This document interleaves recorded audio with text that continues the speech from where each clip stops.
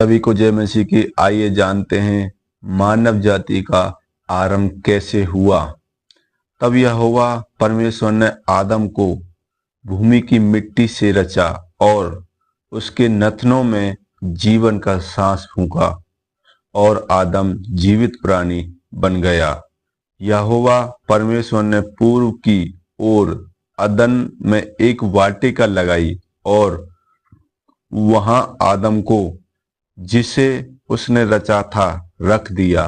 और यहोवा परमेश्वर ने भूमि से सब भांति के वृक्ष जो देखने में मनोहर और जिनके फल खाने में अच्छे हैं उगाए, और वाटिका के बीच में जीवन के वृक्ष और भले या बुरे के ज्ञान के वृक्ष को भी लगाया। हालेलुया। उस वाटिका को सींचने के लिए एक महानदी अदन में से निकाली और वहां से आगे बहकर 4 नदियों में बट गई। पहली नदी का नाम पीसोन है।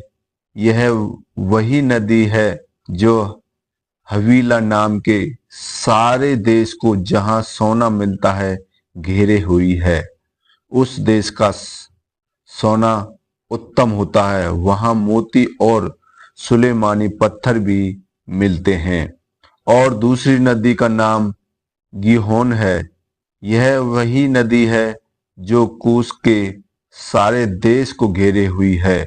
और तीसरी नदी का नाम हिद्देकेल है। यह वही नदी है जो असूर के रूप की ओर बहती है। और चौथी नदी का नाम फरात है। तब यहोवा परमेश्वर ने आदम को लेकर अदन की वाटिका में रख दिया कि वह उसमें काम करे और उसकी रखवाली करे।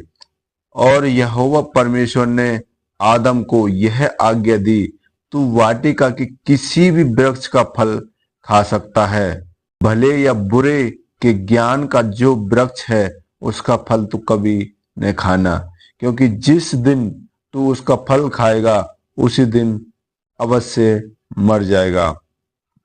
फिर यहोवा परमेश्वर ने कहा, आदम का अकेला रहना अच्छा नहीं है, मैं उसके लिए एक ऐसा सहायक बनाऊंगा जो उसके लिए उपयुक्त होगा। और यहोवा परमेश्वर ने भूमि में से सब जाति के जंगली पशुओं और आकाश के सब भांति के पक्षियों को रचकर आदम के पास ले आया कि देखे कि वह उनका क्या क्या नाम रखता है।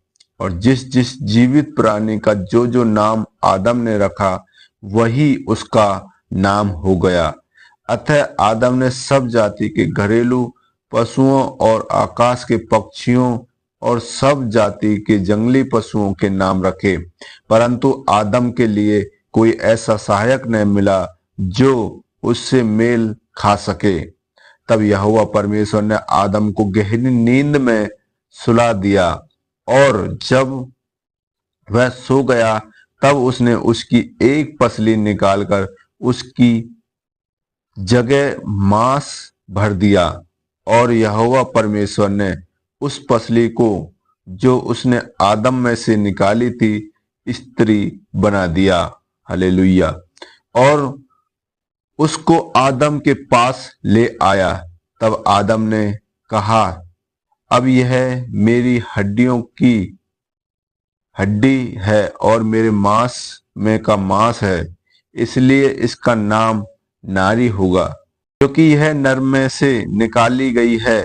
इसका कारण पुरुष अपने माता पिता को छोड़ अपनी पत्नी से मिला रहेगा और वह एक ही तन बने रहेंगे।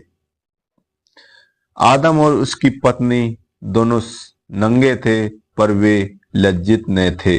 हालेलुया।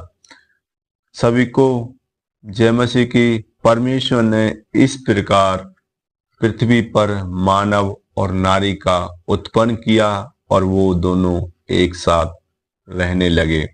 दोस्तों, इससे आगे सुनने के लिए बाइबल के कहानी और वचन को सुनने के लिए हमारे चैनल को सब्सक्राइब कर लें और बेल घंटी को ऑन कर लें, ताकि जो भी मैं वीडियो बनाऊं उसकी सबसे पहले नोटिफिकेशन आप लोगों के पास पहुंचे। आज के लिए बस इतना ही। सभी को जय मसीह की। फिर वो आप सबको बड़ी आशीष के साथ ब्लेस करे। आमीन।